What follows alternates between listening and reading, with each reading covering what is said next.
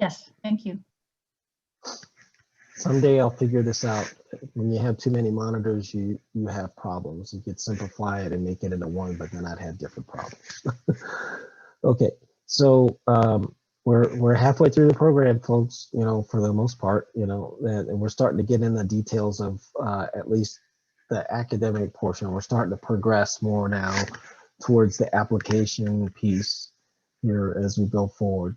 So pretty excited to see where we are today, and then, you know, continue expanding here as we go along.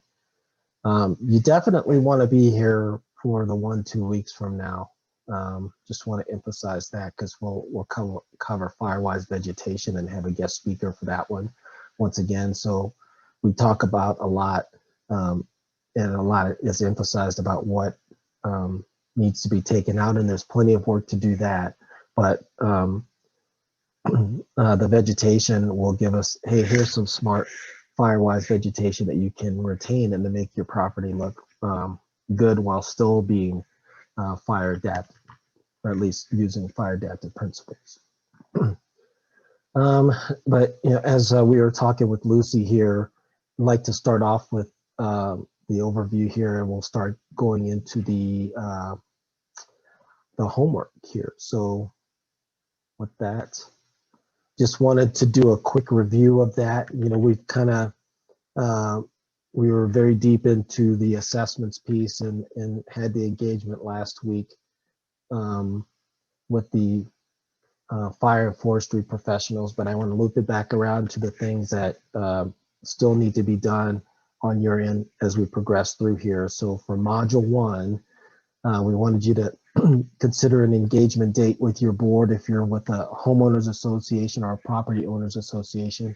Some of you have done some of these already, so sorry to repeat some of this, but if you haven't formed your Firewise group to start, you know, identifying that aspect here, getting the announcement out that you're forming a group, and then looking at the different methods and how you'll disseminate that message that you're forming the group, and then setting the date for that meeting.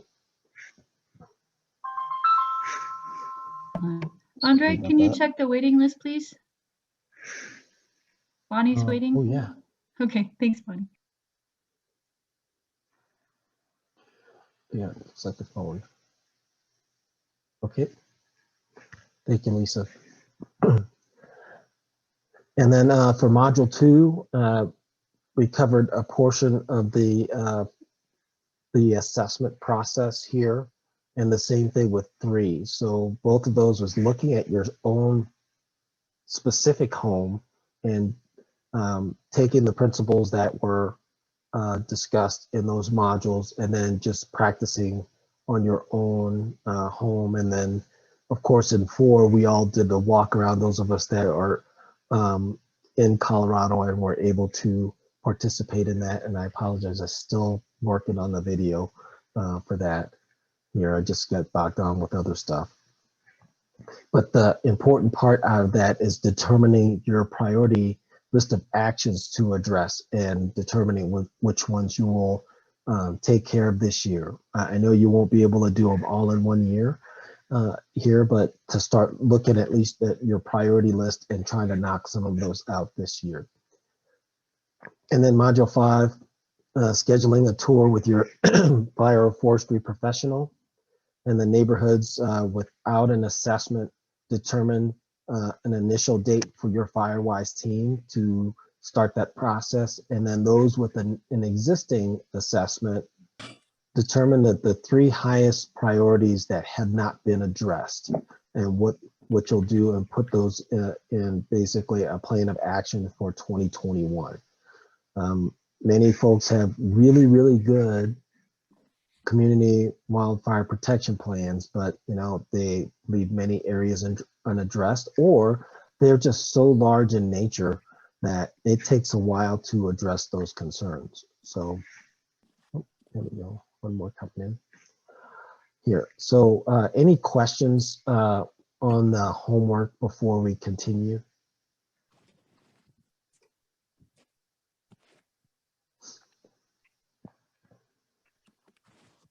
Oh, why is it not letting through? Okay, so we'll go ahead and start the items in the module. Sorry, we had one other person come in. So when we start to talk about these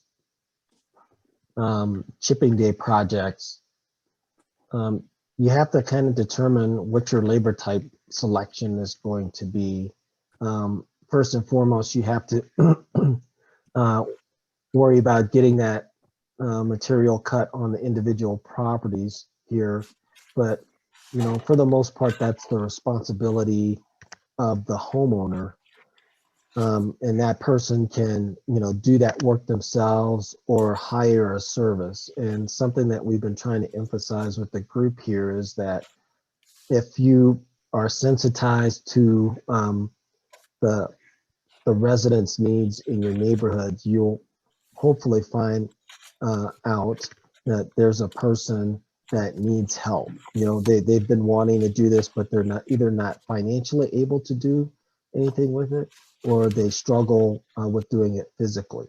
One second, please. All right. If you encounter that situation where you have a person who's not able to do work, but they really would like to look at forming a group of volunteers to help those persons who are unable to do that work themselves. And that's why it's important to get the word out on these types of efforts as soon as possible. So then if someone needs help, then you have some time to be able to help them in that process. So with the rolling chipping days, you have the option of hiring help. You can hire a tree service. In my neighborhood, we did that for a couple of years here because we felt that it was getting a little tough on the labor. We were running a little short on resident manpower. So we decided to hire that out. In our HOA, we had we were able to hire that out because we take dues from folks inside the neighborhood, and it didn't cost us that much, but we were able to apply those dues from the annual memberships to apply against the tree service cost. But you know, we found that it was when you have to pay for a tree service, then or a chipping company, some form of contractor to do it, that you're going to have to pay the labor cost that goes along with the chipper rental too. So you have to factor that in. But some pros with that is you don't have to have residents present for the work, so they can be away from home, and it prevents injuries. And any of those of you who've done these chipping days know that, you know, it's not a walk in the park for some aspects of it here. So so it is a pro that you can let them, or a benefit, have someone else do the work, and you know, you can still get that mitigation work done. And if you can afford it, then that may be money well spent for you. The negatives on that, it's the availability of the service. So you have to schedule with these tree services well in advance because they're doing other work too. So you have to identify and see if they're available on the weekends that you want that service to be done. And sometimes you have to extend out. Here, we had to do that once. We planned for a Saturday, and it wound up being a Saturday and Sunday, and they had to come back a second, I think it was a follow-on week, or during the week, or a follow-on weekend to finish up, because we had so many folks that had put out slash. You can also receive help, from a fire department or a service organization like the Emergency Preparedness Group. The pros for that, you need less residents for that particular work, because you have the fire department, for instance, bring in their firefighters to run the chipper. You don't have to worry about the scheduling of the chipper and doing that aspect of it. And then it also helps minimize the injuries for the residents because if you have someone that's experienced with the chipper and can operate it, then that likelihood of someone getting hurt gets reduced somewhat. And then it's low to no cost. And you heard Jamie Baumgartner, at least for the Tri-Lakes Monument Fire Department, there is no charge for the use of their chipper.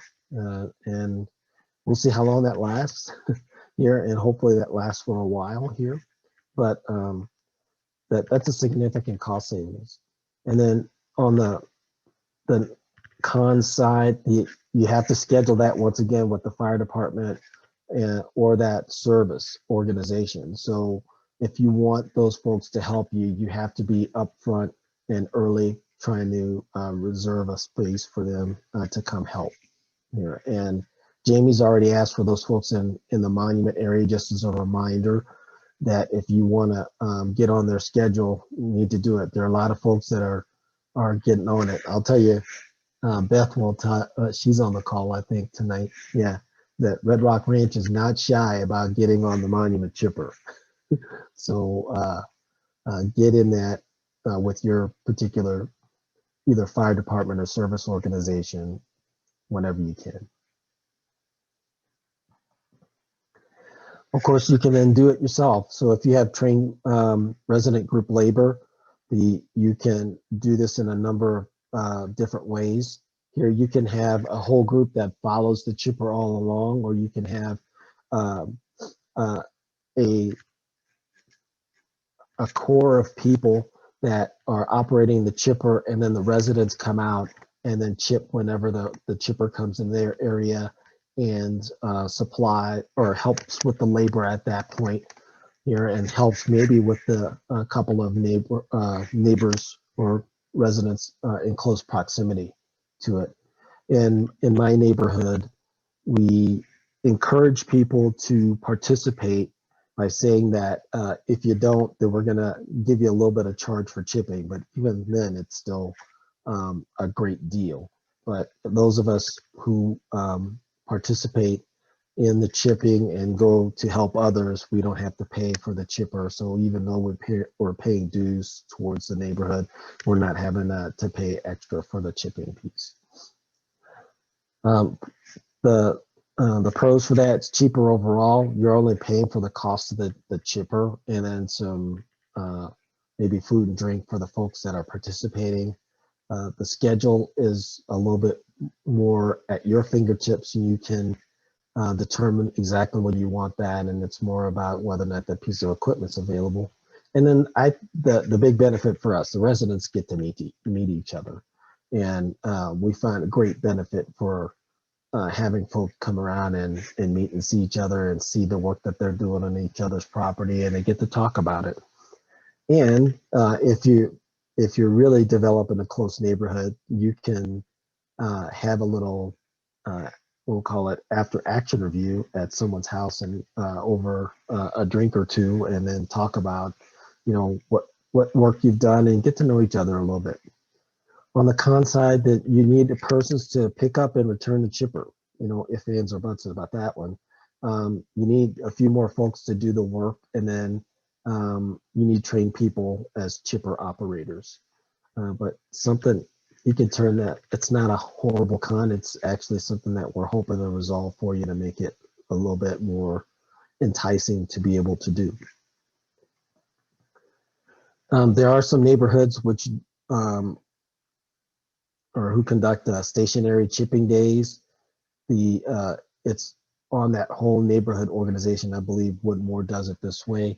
There's a chipper operator group, and I'm not quite exactly sure if it's hired out or if it's rented out here, but in essence, the chipper stays in one place, and then the people bring the slash to the chipper location. To me, the pros are the chipper is available to suit the individual schedule during the day, so it's available all day, as opposed to the rolling chipping day. Here, you need to be present whenever the chipper comes around, so you need to make some arrangements around that. But there's a technique that Becky has shown us that worked well in her neighborhood to work around that issue. And you don't have to worry about disposal of wood chips. We had a person in my neighborhood that had so much slash that the slash pile was no kidding. He had 3 of them on his property after the chipping was done, and they were all at least 6 feet tall, 6 feet high.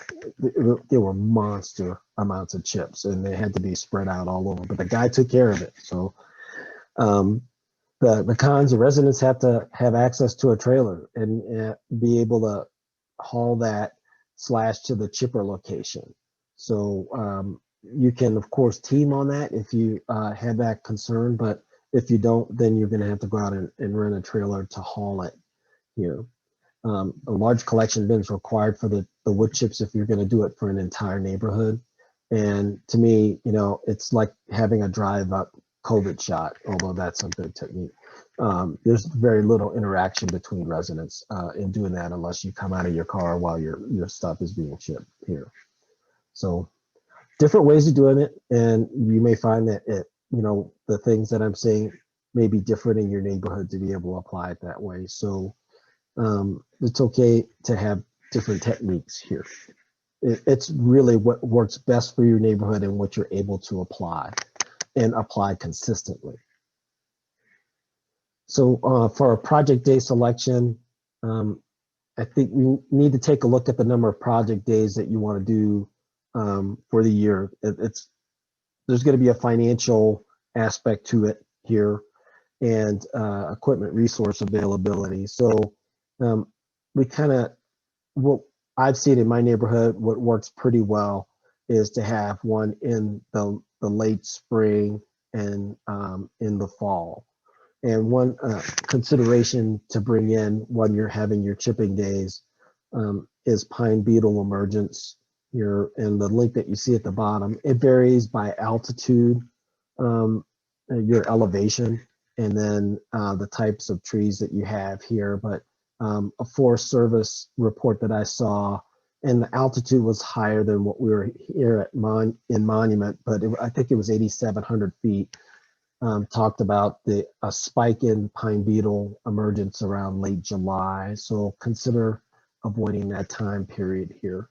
But for the most part, if you're working it, that's mostly for large trees if you're looking to cut that. In terms of the slash, that's not a problem. If you're dealing with slash, then it's really something that you can continue working during that time period. And if it works for your neighborhood, to do it during that time better than any other, then it's, you know, one other consideration to look at. Excuse me 1 second, we've got one more person to let into the meeting. And then, yeah, we talked a little bit about chipper availability, the rental and fire department, and then the resident worker availability. If you want to do a chipping day, but nobody's available, then that's pretty tough. So it's better to have this discussion early in the year so that you could put markers on the calendar, because I think we've all had this experience in that, you know, if you try to do something in a couple of weeks or a month, people are already put something on their schedule, you know, at that time period. So if you can look at it early in the year and then put marker dates early in the year for when you want to have your chipping days, then folks will plan around them, and or at least be prepared to do the work ahead of time to ensure that they are ready for those particular chipping days.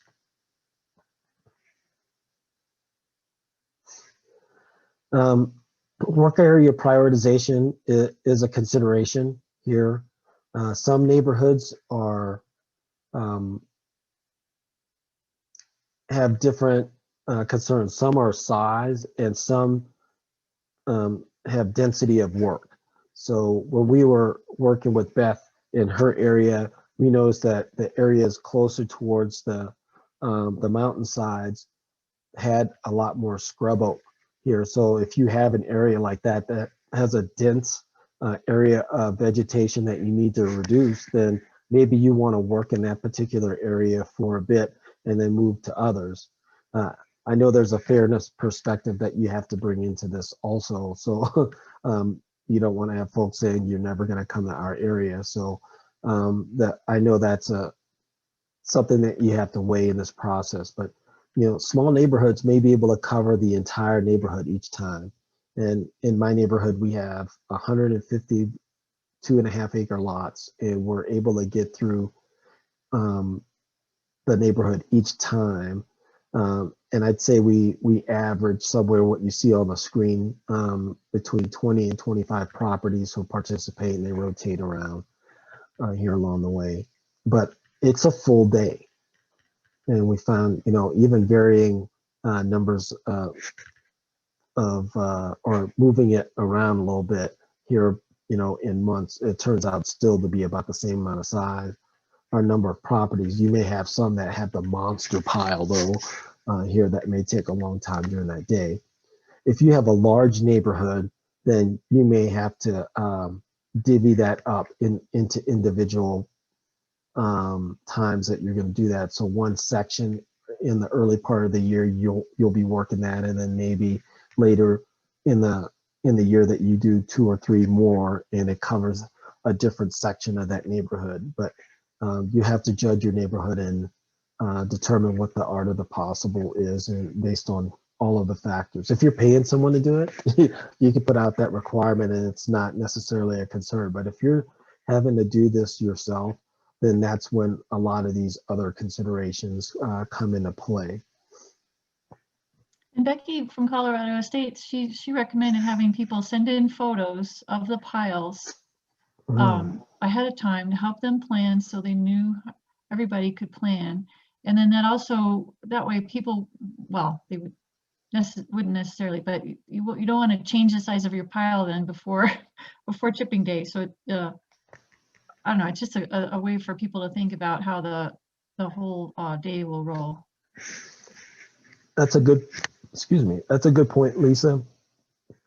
And you can also do a survey to say, are you planning to put out a lot of small, medium, or large piles of slash when you to help you with the planning here. Matthew put in an item in the chat. He says, we have a contractor that comes in with the equipment and people, and we get 30-yard dumpsters delivered and hauled. Rocky Top turns them into mulch, the wood chips. So, yep.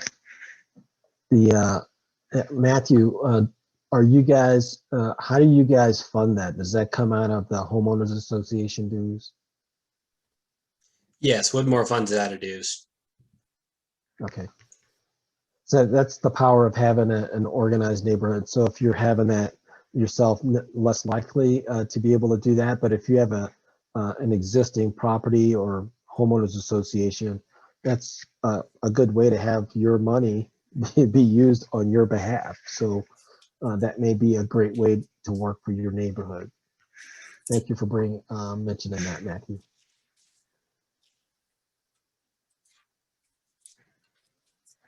As far as the financing, if you're going to do it yourself, then somebody's got to be willing to pay the cost up front. And it's approximately $500 a day to rent a 10 or 12-inch chipper, the larger size. The smaller size, if you're talking smaller branches, it's between $200 and $225 a day, if I remember right. But it is much slower. much slower. If you're going to do a chipping day, you want to have the 10, 12-inch chipper here to be able to do it, to be able to get cycled all that slash through the chipper here. So someone's got to do that though. Be willing to take care of that aspect here. And most of them are just a call and make a reservation. You don't have to sign a contract for it, at least the ones I've worked with so far. But I try to be a good customer, and if it looks like we're not going to do the work that day, to try to cancel them as soon as possible so that they get freed up to be able to use that weekend and make some money off a different customer here. For the chipper donation for us, we want to make sure that we're going to get a commitment. So if we're committing to renting the chipper, then and paying for it, then we want to make sure that the neighborhood is going to be ready for that particular day to do the work. The rental company, at least in town, each of the companies are different. So I don't want to say this is a universal thing, but the company we work with, they write everything on this dry erase board, and they work their way from top down to the bottom on the days on it. And it's no more fancy than that. And they don't like to plan out any more than 30 days. So that works for us. But the companies that you may work with that may determine that it's they need a longer lead time, or they allow you to have a longer lead time for rental. So if they do, go ahead and get that in. If you're planning it early, then get your reservation in. If you're working with the fire departments, get with them as soon as possible. Make sure that they have that you can schedule on the weekend you want, and they're available, and they have the personnel. What Jamie told us about the one in Tri Lakes Monument here, they have to pay overtime to their folks to be able to come out on the weekend. So that is an additional constraint on them. And that's why they're looking to try to get more residents involved in learning how to operate their chipper going forward. So they have manpower concerns as well. Not everybody is trained on the chipper in their fire department.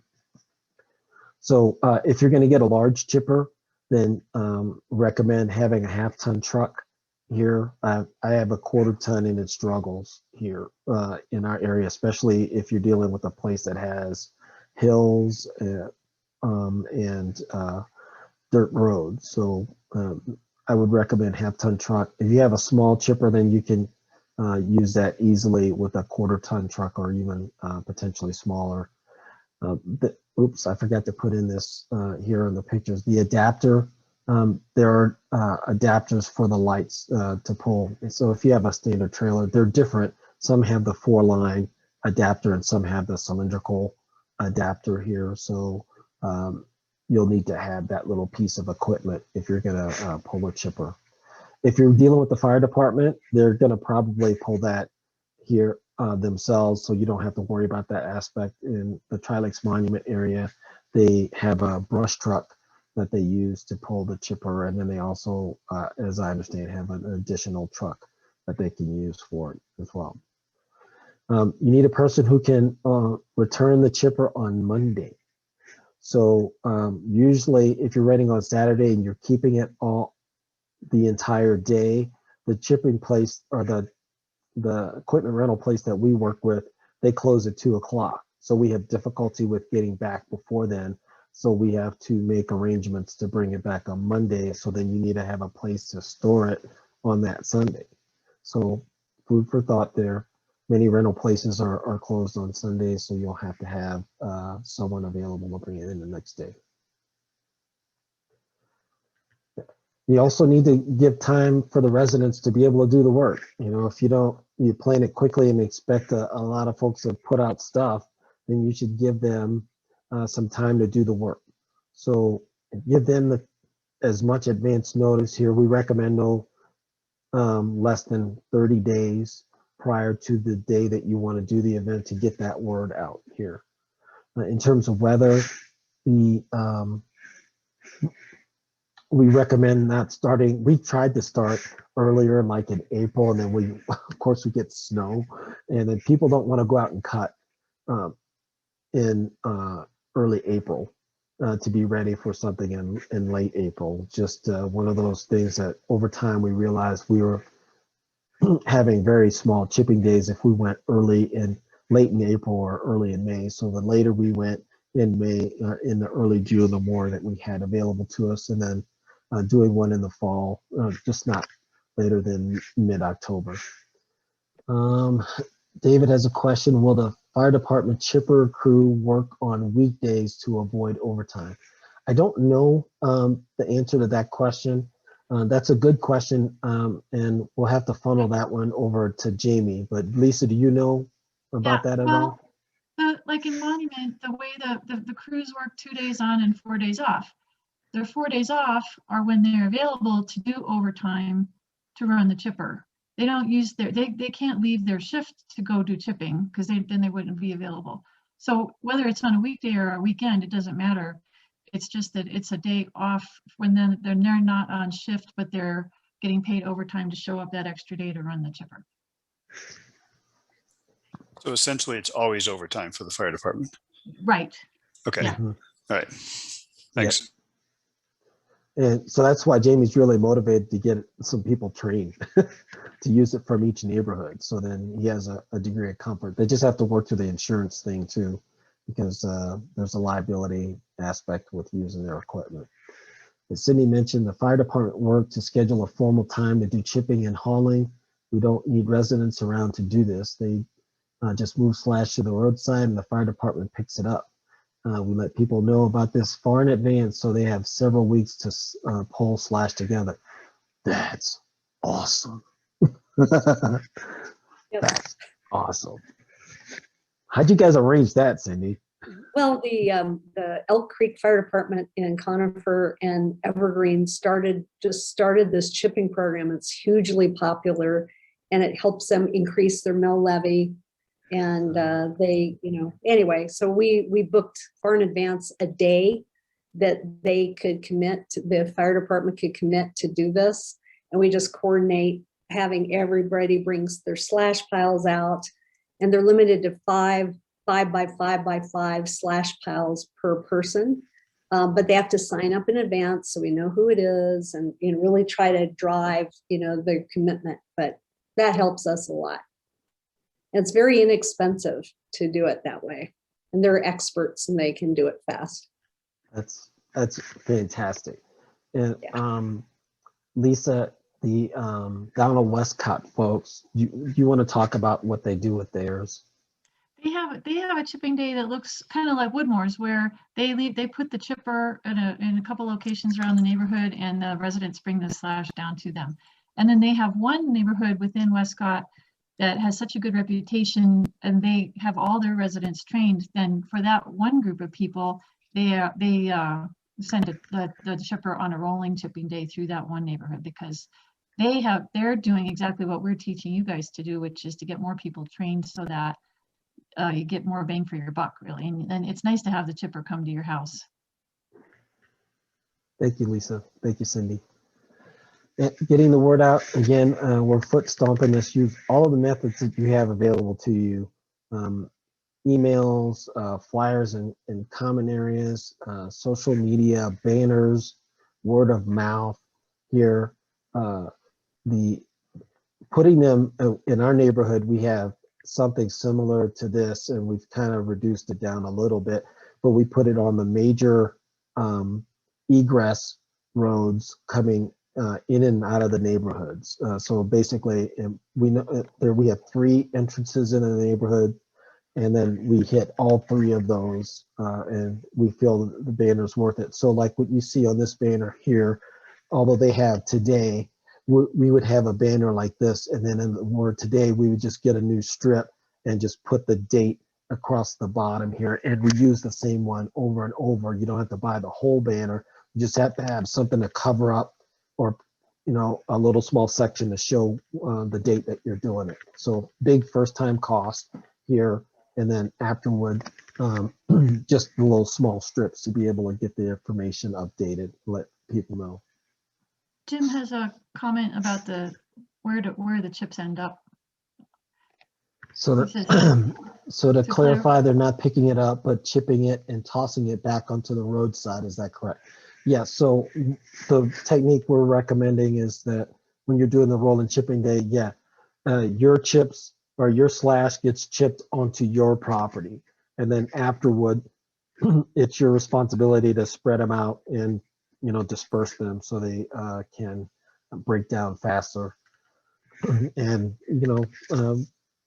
make it look more natural instead of unsightly and having large piles that are sitting there. Julianne has a comment: Evergreen Fire will haul chips away for an additional fee. Our HOA doesn't allow chips to be spread back on the properties. Good point. There's some homeowners associations with very restrictive covenants here that, and honestly, were written so long ago here that don't factor in fire mitigation. I would be surprised if some were written today with those types of caveats, but some exist currently. We talked about, the Waldo Canyon fire, and the houses had a requirement for cedar shake shingles here, which kind of help with that particular fire to have so many houses go up in flames. So different places, different covenants, but covenants can be rewritten too. So my HOA went through a covenant rewrite. It's not a simple thing. It takes a long time. You have to get a lot of people to vote. So it's like passing an amendment to the Constitution. You need a large number of people to approve that in the neighborhood, but it's worthy of consideration if you want it. And Beth has a comment. Many of our residents do not have transportation to pull slash to a central area. That's why rolling chipping works well for Red Rock Ranch. One member found 6 inches of chips keeps the scrub oak from coming back. So different techniques here and different considerations for everyone. There's no one solution here. You're trying to find the best solution that works for the most people in your neighborhood. So if you're going to start looking at doing the chipping days yourself, here you have to have some additional consideration. Personal protective equipment, looking at the for the chipper operators, we recommend chaps, helmets with the face guards, and then eye protection, hearing protection, and gloves. The chipper gets loud, and sometimes the branches, if you are dealing with green stuff, not so much, but it's people swing branches all around. And you'll hear me talk about this as we get closer to chipping day, but there's always that guy, and it's usually a guy that's swinging, slashing, moving stuff around and wants to look macho, and not having a consideration of where that end part of that branch is flying around. And I've been scratched on chipping days as well. So it's important to have these PPE items available to everyone as much as possible. The swampers or helpers are the people who drag, slash. You want them to have gloves, eye protection, hearing protection, and gloves. And then we still have COVID around, folks. I recommend masks, and not just for COVID, but for if you have a windy day when you're doing chipping, the chips fly, and it kind of can get your sinuses all clogged up. So I would recommend wearing a mask while you're doing that work. Yeah, And the then- EPG, we made masks popular and famous way before COVID. They were stylish long ago. Right. Especially when we were doing, we were chipping black trees versus green. The CPR, first aid equipment, and you want to have trained persons there. If you have a person, you should identify them, make sure that you have a kit with you as you're going around, and if you have a significant issue, you're able to address it on the spot. And then recommend having a person be a safety person. On these chipping days, you don't see this in this picture, but between the firefighter, the chipper operator, and the lady that's bringing the slash, what you'll see quite often is that branches will start to pile up right in front of the chipper. So you start to have slipping and tripping hazards there. So you need to have a person that's cognizant of that type of hazard around the chipper, and then also a person that is there to watch out for folks walking. And we've seen this too, walking towards the throw mouth of the chipper. Not good. You can have stuff coming flying out there like a baseball pitcher throwing a baseball, and it's we've seen big chunks come out of those. So Yeah. we recommend safety watch. Go ahead, Lisa. I was gonna say, well, we're gonna talk about safety a lot again, but the most scary injury I saw had to do with a big chip that flew back out and hit the guy in the throat, and he laid him back on the ground, and he's just laying there. So he was fine, but it scared us all.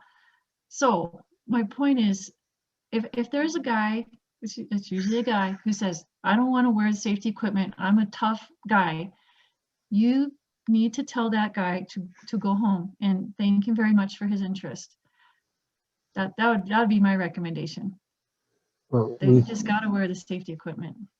we've had to do that, in the past. It was uncomfortable, but we want everybody to go home with 10 fingers and toes and 2 arms and 2 legs. And you lose a lot here if somebody gets significantly injured in one of these efforts. And you lose the confidence of the neighborhood along the way.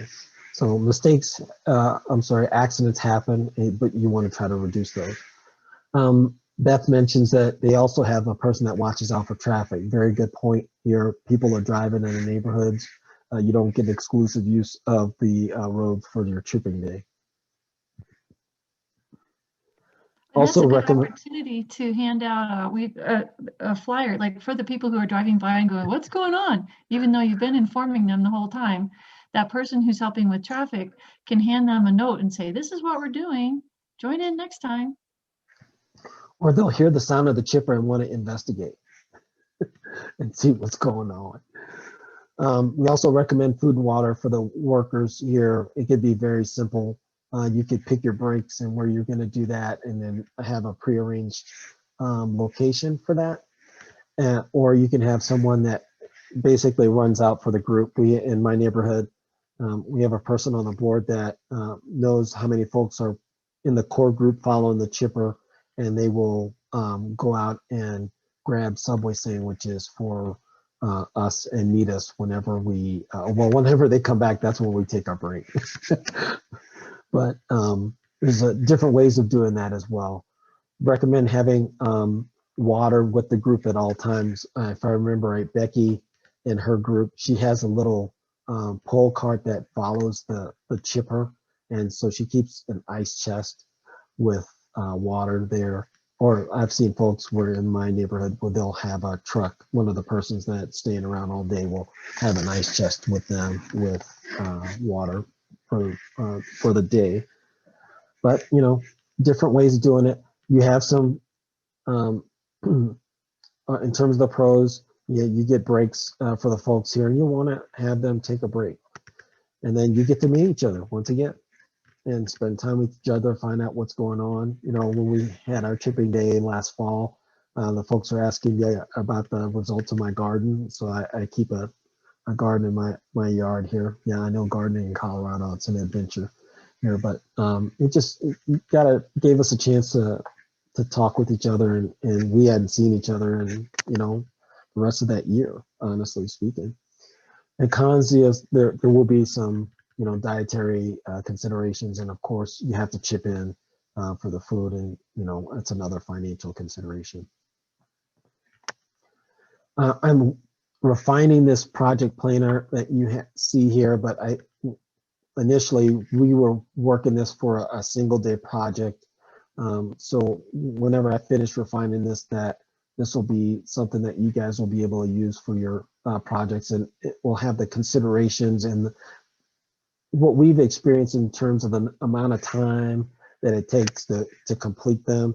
And the way this thing works, it's an Microsoft Excel spreadsheet here. And if you put in your project day time in the upper right hand corner, it basically does the math for you and walks everything back to time blocks for consideration of start time and end date prior to your particular project day, so you'll be ready in time for that project. So I have more refinement to do along the way on this one to make it more specific to this particular program. For us, I was using it for doing single property mitigation projects. So I'm working on that, so I hope to get that to you guys soon. Okay, before we get to homework here, any questions about what we covered? I know it's pretty high level stuff here. We'll get even more in the details next week. So for the homework, recommend that you guys take a look at your project labor type, either hire a service, do it yourself, or get help. And then throw out dates for your neighborhood and give yourself time to do that. Here, if it has to be later in the summer, then so be it. If it takes you a while to get the other steps done that we were working with you on, and then it's more conducive for you to do your chipping day in July, then, don't feel like you have to be rushed to do it earlier because we talk about providing a service to you guys here. If it works out better for us and you've moved along there and you've done the most work, but in terms of doing your chipping day, it works better to have it later in the year, then let's have it later in the year. But do what works for your particular neighborhood. Like Cindy was talking about, she schedules in advance with her fire department. So take a look at what that availability is, but don't expect magic to be able to happen quickly because you want it right away. So take in all of those considerations and use that to help you with your decision making. Maybe you can ask, like for instance, ask Jamie, what weekends do you have available and open to you now? And then you gather your group together and then have a meeting and make a decision on when you're going to have it. So take a look and select the date for the neighborhood and then estimate the area to be served on your chipping day. Ed Herlick in his neighborhood has 350 lots. Not likely to be able to do that all in one chipping day if they have a large number of folks that participate here. So you have to think about that. And then also if you have a large area that you have to span during that day as well. So that's a different consideration here when driving around. So any questions about the homework? Let's see. Let's see a comment from Beth. She has a few more in here. Breaks are important. Yep, very much so. We believe in that pretty strongly. A morning, mid-morning, lunch, and then mid-afternoon. And they said they have 4 days, chipping days each month. June, July, August, and September. They figured out 12 to 15 homes are usually done by 2 with a lunch included. Like that. So different techniques that you have, folks. Once you get the energy going here, it's surprising the number of folks that you'll see out and the amount of slash that starts to pile up along the way. Okay, that covers this particular module. If there are no other questions, Dave, are you on the line with us or are you still in your meeting? No, I'm here. Okay. Based on last week's module, I'm sorry, Dave Root. Dave Root. Dave Root. We have 2 Daves, I forgot. I recognize your voice, Dave. Yeah, I was in a meeting. Something a little different. I'm here. Oh, you are here, Dave? David Yeah. Root? Okay. The information on the grants. Thank you for providing us with that information. But we received a few questions and concerns with it. One of the things that often comes with the receiving or applying for a grant is a commitment for a cost match. This one I think is 50%. For this, Dave, is there an in-kind labor that could be used towards that, that 50% match? Yeah, there is. If you do the work on your property, somebody in your family who lives at the home, their time is reimbursable. And I don't have the exact figure. I believe it is $28.08, give or take, per hour. So you can count that as your match to the grant. But you have to commit to that up front though, right? I mean, yeah, basically the commitment is, me and my family are going to put in X hours of work on it. That is the best we can ask for. And, like an HOA, you would say we have the money budgeted.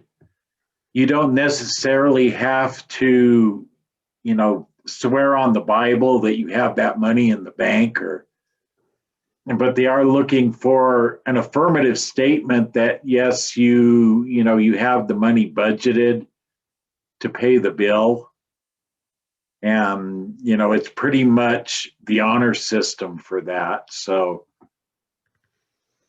Yeah, and Beth has a good point. With the work that needs to be done, there's usually not a problem. It's more about being organized and keeping track of the time. And so the work that you're doing on the individual lot owners should basically keep track of their time. And so you have to ask folks to be cognizant of that at the beginning of the effort. So and getting that word out, and they need to keep track of it, and they want details on somebody just popped up the figure there in chat. 2950 21 in-kind labor rate. Yeah.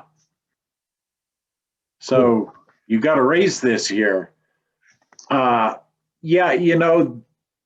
our state office does ask for documentation, and that is pretty simple.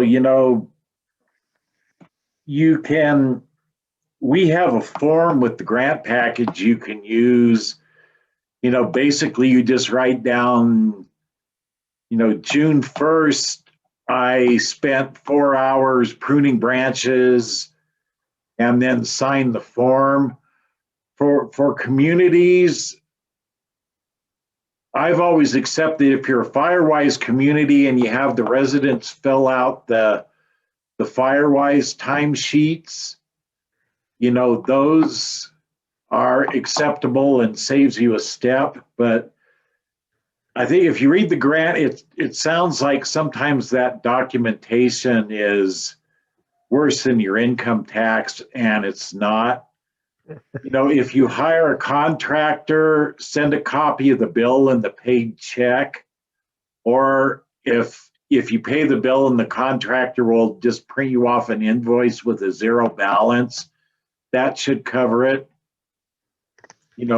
Especially like a homeowner project themselves, the documentation's pretty simple, and it can get complicated.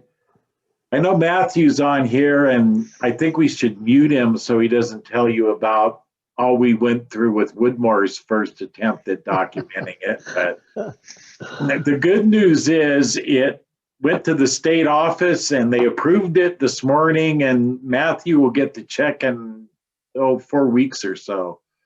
But a fairly simple neighborhood project. You don't have to hire an accountant. It's not that complex a process, and we can help you through it. You might have an accountant in your neighborhood, though. So yeah, use them. Sometimes the accountants will try to make it so complicated that they make it harder than it really is. But it's not that hard, and pretty much if you simply document things in a logical, sensible way, you shouldn't have any problem. And you can not feel like you have to apply for a grant that takes care of your entire neighborhood in 1 year. So, think about what your goals are for that particular year, and then maybe look at applying for a grant. Maybe, your grant is smaller scale, and it's, for slash removal and then chipping along the way. So, you don't have to take care of the entire neighborhood forest all in 1 year. So think about it from that perspective. Kristen has a question for Dave. We went to a home we were going to mitigate, and the forester with us did not like the idea of leaving the chips on site. That's age-old debate. There's a lot of varying opinions on that. I don't think if you leave the chips on the ground, and I almost thought about jumping in there, the comment about 6-inch chips, usually we recommend 4 inches or less, because if the chips get deeper than that, it can prevent oxygen from diffusing into the soil, The roots need oxygen to take up water, so it can have some negative effects. Big chip piles, as they decay, take oxygen and nitrogen out of the soil, so that can have some negative effects. So research has shown us that in our climate, if the chips are broadcast about 4 inches or lower, they don't have any of those negative effects.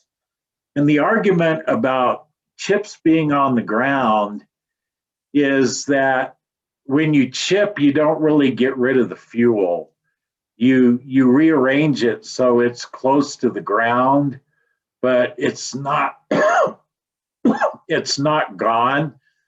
And other good, knowledgeable people will disagree with me, but I would much rather have 4 inches of chips on the ground that a fire could slowly smolder through than having all that fuel up in the air, where it could be ladder fuel or it would be producing flame heights, more than 4 feet, which are lethal to firefighters trying to work next to them.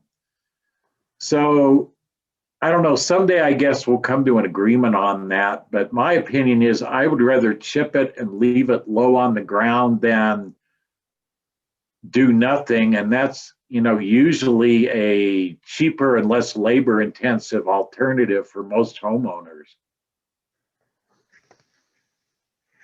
Follow-on comment was that the forester was worried about smoldering activity. And, that is the hazard with the chips, is the fire can smolder, and possibly, it can smolder up to some sort of aerial fuel and maybe ignite. But still, I'm more comfortable with that, especially if you have that 5-foot non-combustible barrier around your house, than doing nothing.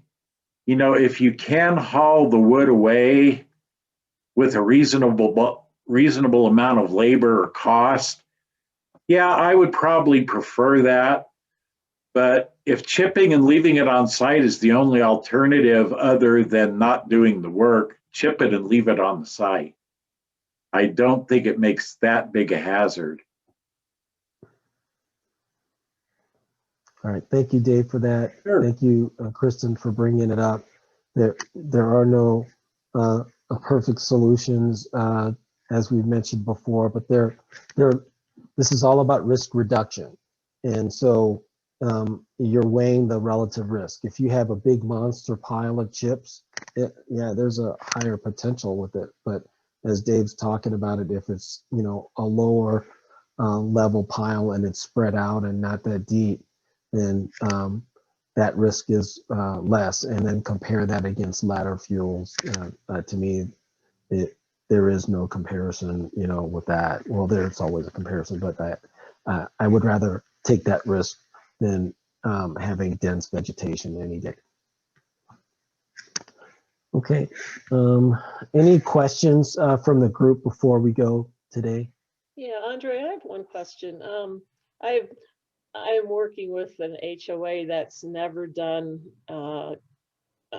community mitigation. And so I have an uphill battle, and I've had people lashing out at me. So I think I need quite the support. And the one thing that they've been pushing is, well, we can, trim the ponderosa pines up 8 feet, but what about the firs? We're not supposed to do them, are we?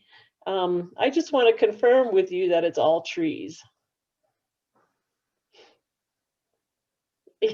I'm not sure that I fully understand the question. They're not wanting to trim up the firs. They don't care if the ponderosa pines, well, they die on the bottom, so that's no big deal. They'll trim them up, but trimming up 8 feet from the ground on a fir tree, that's a fir tree that's on the ground, basically. I mean, I'm talking a big tree. You still want to trim them up 8 feet, right? Isn't that correct? But Please if say it's yes. low to the ground and it can transfer from grass into the top, I know. Just because it's a different type of tree doesn't, I mean, we're still talking how fires work. So Dave, any thoughts from your perspective on that? But to me, a ladder fuel is a ladder fuel. You know, if they're in a defensible zone within 100 feet of the house, yes, you should prune them up. And yeah, you know, spruce and Douglas fir, true firs like white fir, they're shade tolerant trees, so they will keep their lower branches. But those branches are still ladder fuel around your house that can take the fire to the treetop.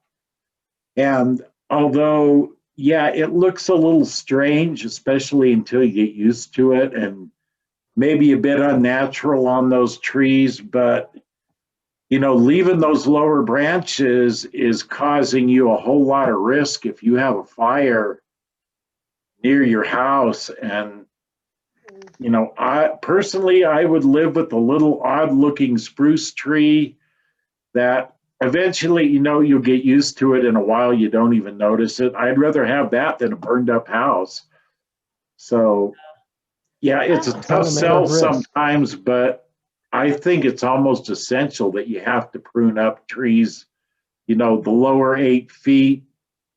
On a full-size mature tree, always leave at least 2/3 of the green needles on trees, 20 feet or less. Okay. I have a question. Recently I've been accused of fear mongering by sending all this information to them that I've gotten from you guys. I've been accused of many things. It's really unfortunate. I don't know where I'm going to get with this. I'm trying so hard. You know, it may be the squeaky wheel, you know, a few squeaky wheels, and deal with the people that are willing to work. Don't focus your effort on the people that don't want to do the work. Work with the people that are willing to do the work. And then over time, you know, you may experience a change. It may be slower for your neighborhood. And, you know, it's quite surprising to me from that you're having that discussion, because all you got to do is look across the highway from you and see at the time the worst fire in Colorado history in terms of property damage. Every day I can see that burn scar. Every day of my life I see it. Just work Teresa, with the people that you can work with. Yeah. Where are you located? Where's your neighborhood? It's Pikes Peak Mountain Estates. Okay. Marcia Robertson was the previous president. I took it over from her. Oh, okay. You know, call me for backup if you need it. Okay. Because, you know, I'm not afraid of a hostile audience, and I'm not too afraid to make some people mad. Good. So I've made them mad. Yeah, I didn't realize you were getting some hostility, but yeah, you know, at least I'm in your corner. You know, if you need me to come out and talk to your neighborhood, and okay, you know, I'll let them yell at me, and I'll pretty much tell them what I told you. It isn't the first time people have gotten angry and walked out on me, but that's okay. It doesn't bother me a bit. So you know, maybe we need to do a neighborhood intervention or something like that. But yes, can I offer a thought too? This is sure. So Teresa, our neighborhood was just like what you're describing. Very anti, don't touch my trees. We had a rule about you couldn't cut a tree if it's 3 inches or more in diameter without an architectural review of the whole thing. So we went from a very negative neighborhood, very, very anti doing anything. And the way we started is we had a kind of a town hall event. We invited the fire captain and other people, you know, just like Dave, to come and speak. And what was started as a 1-hour meeting became a 3-hour meeting. And it really turned people's perception and brought in the experts saying, here's the risk you're all facing. You need to take action. You need to do something. You know, here's what we're doing. And then you can come in as the advocate for the neighborhood and outline some of the work that you're planning to do to start taking steps to make it safer for everyone and help protect property. So that's how we started making this shift happen, is by that town hall event. And having the fire, captain or whoever come and speak really did lend just a huge help for this. And with Zoom, that's another way you could do it in this time period too. So anyway, just a thought. Good, thank Who's- you. Yeah, Who's your Yeah, I fire think- department? Are you Cascade? Cascade, yes. Yeah, I Yeah, we think the worked the chief fire will chief back there. you She's up. ready. I'm sorry, Andrea, I keep talking over you. I I keep hate talking Zoom over you, meetings too. for that reason. But yeah, and Andre's point about, especially in the beginning, work with the people who are willing to listen. Every community seems to have about 15% of the people who, no matter how hard you hit them between the eyes with reality, aren't going to accept it. The other 50% are kind of sitting there on the fence. And, put your initial effort into working with them, because if you try to turn the really adamant opposition, you'll spend all your productive time on people who won't respond. Right. Yeah, especially in the beginning with the Firewise community, it takes a little while just to get people to listen and turn around. So keep persevering and keep at it, and pretty soon it will start to swing your way. Good, thank you. Thank One you. more Yeah, question Teresa, about the- let's talk here going forward. And we built a relationship with actually, we went out there 2 years ago and did Cascade, What? baby. Yeah. five properties out there, right, Lisa? Yep. And at the request of the fire chief. So fire chief through OEM here in El Paso County. So you have a friendly fire chief that wants to help. And so, well, not that any of them wouldn't, but she has already made that extended out asking for help. So if it has to start with that here, we'd like to see how we can help you with that. Okay. Okay. I've got one more clarification question for Dave about the fir trees. If you have a beautiful fir tree that's all by itself, not close to anything, does it still need to get trimmed that much? Or if it's not a ladder fuel and it's not right near the house? Or can, Especially if it was kind of out by itself, you could mitigate the hazard if you really, really, really love those lower branches. I guess you could mitigate it a bit if maybe you did a rock, kind of just like a 5-foot barrier, but through the drip line so a fire couldn't creep up to those lower branches. It still wouldn't be my ideal. But, sometimes at least if you can come to a reasonable compromise with a homeowner who loves that tree, and if you'll give them a little bit on that in order to persuade them to do the rest, that's a compromise that I could accept as reasonably safe. Thank you, Dave. A couple other comments I want to, you don't want to see my email here. Ed has 2 comments. One, and this goes along with the discussion. Folks don't want to trim the Christmas trees, in that perception. And then we need to still do a driving tour through the Black Forest fire scar mapped out. It's cleaned up a lot. Publishing that plus maybe a video of that tour will also support this education process. If we had had that during like the immediate time period after, we did a Firewise Preparedness Day. I think this was 2015 that we hosted. And what we did is had a talk at the at the church about mitigation and concerns. And then we took the fire chief from the Black Forest area, and they drove in and around that area where the fire burned and showed folks what they were looking at. It was very impactful for the people that went on that particular tour. And one of the homeowners who lost his house in that fire was part of that tour as well. And he changed his whole view about mitigation after that. Matthew has a great point. The high visibility mitigated properties can be productive once folks see that mitigation is not clear cutting and provides an attractive park-like appearance. You may get better traction. So there is a perception that if you're talking about mitigation, it's clear cutting. So only when you get through that process and see folks that have nice looking properties here and provide those examples. So maybe, you know, Teresa, if you're having that discussion and having examples of folks and then at properties that look attractive here and that still have a fair amount of trees on it, then that may change some thought processes. You know, some folks you will not be able to convince, and I want my privacy here, and they want to have the screening.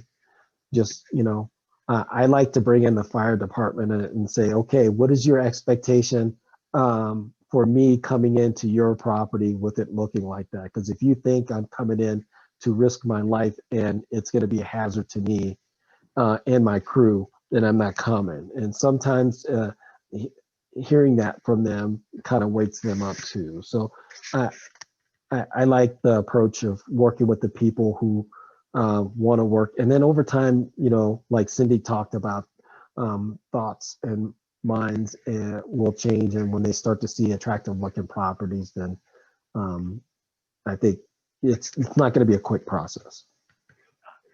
Lisa looks like Lisa put out a couple of links for videos here. It's a Larkspur Fire Department talking about mitigation in the Black Forest fire. So take a look at those. We've got about 10 minutes left. Any other questions? This is good conversation. So I'm glad you guys are asking the questions here. Hi, this is Cindy. The thing we did is we created a demo plot of defensible space, Colorado State Forest Service defensible space. We found one neighbor who wanted to do that and then invited any of the neighbors to come and look at it. And it ended up being very park-like, really beautiful, help people get over the fear of it being clear cut. So the other thing we did is we made sure never to use the word mitigation when we talk to people about cutting trees down, because that is a very, very reactive word. So we just quit saying that. So we just talked about defensible space and protecting your home and cleaning up your trees. But yeah, mitigation ended up being this super hot potato word that we tried to get out of our vocabulary. We heard about that too, and then we were putting that term in the module, like, what are we going to use? You know, fire risk reduction, and like that got a little verbose here. I like the term you mentioned there, defensible space, because now that's more of a term that hits home, you know, with folks. So I like that term. Thank you, Cindy, for that. The one thing about calling it defensible space is that some people get mixed up and think that they're going to be there defending it, and they aren't. It's the kind of defensible space that means your house can defend itself against the fire because of the way you made that space, not because you're there defending it.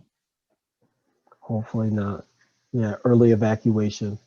We're still pushing that. Okay. Dave has posted something. We'd like to call it the Peepee Weepies, the Pikes Peak Wildfire Prevention Partners, I think, website. Matthew, you keep me and Dave keep me straight on that acronym here, but there's another link for that for the Black Forest fire. Pretty intense, and hearing the testimonials from folks and seeing how hot that fire burned, you know, how quickly. Okay, all right. Any one last chance for questions or comments? All right, well, thank you very much here. I appreciate all the contributions from folks here. this makes everything work for us a lot better. We, Lisa and I have batted around in terms of having a forum for folks to communicate, at least this group. We are looking to create our own Facebook page here so that we can have folks communicate, especially having folks so far apart here to be able to share information. There are different forums that folks have, and this is not to make this competitive, but this is more of a forum that we have folks here that are already hearing the same type of information and allow you the opportunity to interface with each other on that. And then hopefully we can build what I like to think of success stories. So as we go through this, here are efforts that folks are doing and that energizes folks. Here are great examples of of defensible space here in our neighborhood here that we're wanting to show along the way, and then showing groups of folks getting together here to do this work. It becomes energizing. You want to be a part of something like that. So if we can encourage that by providing a platform for folks to be able to share information here. So I guess one other added piece of homework here is I'm looking for suggestions for a name for this page. So if you would send me an email with your suggestions about what you'd like the page, or you can bring it to the next meeting here. We're looking to try to build that here along the way. So send Lisa or I an email with it, or bring it into the meeting next week here, and we'll start working towards that, and then allow an opportunity for folks to start sharing information. No, that's not gonna be it. Andre's firebugs? No. Okay, so thank you very much, everyone here. Thank you for your participation, and we'll be back next week here, same bat time, same bat channel at 6 o'clock next Tuesday. So thank you, and we'll see you next week. Have a good Thanks, night. Andre. Have a good week. Thank Yep. you, Andre. You bet. Thanks. Thanks, Lisa. Good to see everybody. That's great. Another one says mitigate our us.